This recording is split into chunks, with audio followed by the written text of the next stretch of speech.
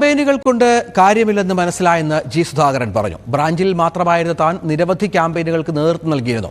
കൂടുതൽ വോട്ടുകൾ നേടുമെന്ന് കരുതിയിരുന്ന ഹരിപ്പാട്ട് വോട്ട് കുറഞ്ഞു. CBC വാര്യർ അനുസ്മരണത്തിൽ നിന്ന് താൻ വിട്ടുനിന്നത് അതുകൊണ്ടെന്നും ജി സുധാകരൻ പറഞ്ഞു.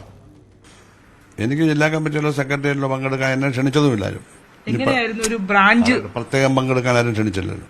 ഞാൻ ബ്രാഞ്ചിലാണ്. പക്ഷേ ഞാൻ ക്യാമ്പയിൻ കൊടുത്തു. 30 ദിവസമാണ് ക്യാമ്പയിൻ നടത്തിയത്. 72 യോഗം. അമ്പലപ്പുഴയിലും കായംകുളത്തും മാത്രം പോയില്ല. അതിലെനിക്ക് ഏറ്റവും വലിയ ബുദ്ധിമുട്ടുണ്ടായത് ഈ ഹരിപ്പാട്ട് ക്യാമ്പയിൻ കഴിഞ്ഞപ്പോൾ. കഴിഞ്ഞ തവണ 5000 വോട്ടിന് കുറവേ ഉള്ളൂ.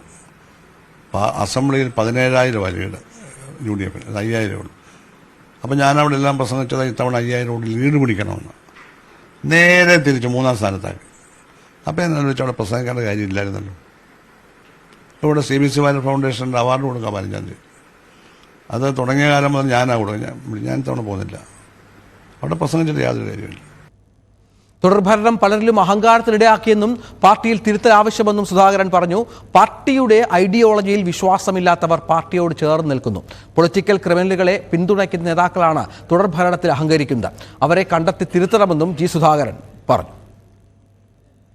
തുടർഭരണം ഉണ്ടായതുകൊണ്ട് അഹങ്കാരമാണെങ്കിൽ പിന്നെ നമുക്ക് സോഷ്യലിസം വന്നാൽ പിന്നെ എന്തായിരിക്കും ശരി? സോഷ്യലിസം എന്ന് പറഞ്ഞാൽ വേറെ പാർട്ടിയില്ല, മുണ്ടൊരു തലേ കിട്ടും. പക്ഷെ അതൊരു ബോധത്തിൻ്റെ പ്രശ്നമാണ്. കേഡറുടെ തുടർഭരണം ഉണ്ടായത് ഞാൻ അഹങ്കാരിയായില്ലല്ലോ, നാസർ അഹങ്കാരിയായില്ലല്ലോ. അഹങ്കാരിയായോ?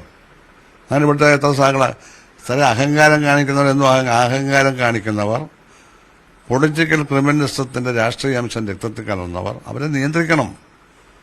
നിർവാഹകരെല്ലാം ഒഴിവാക്കണം. അത്രയൊക്കെ അവരെ സഹായിക്കുന്ന നേതാക്കന്മാർ ഈ പാർട്ടി വേണ്ടെന്ന് വെക്കണം. അതാരാന്നൊന്നും പറയാനൊക്കെ ചർച്ച ചെയ്ത് തിരുത്തിയാൽ മതി. ആരെയും പുറത്താക്കിയൊന്നും വേണ്ട. തിരുത്തേണ്ട ആവശ്യമുണ്ടെന്ന് തോന്നുന്നുണ്ട്. ജില്ലാ സെക്രട്ടറി പറഞ്ഞല്ലേ, ഗോവിന്ദൻ സാഹു പറഞ്ഞല്ലേ, ആവശ്യമുണ്ടെന്ന് ശരണ്യ തന്നെ പറഞ്ഞുകൊണ്ടിരിക്കുകയല്ലേ. പിന്നെ എന്നോട് ചോദിക്കാൻ ഉണ്ടല്ലോ.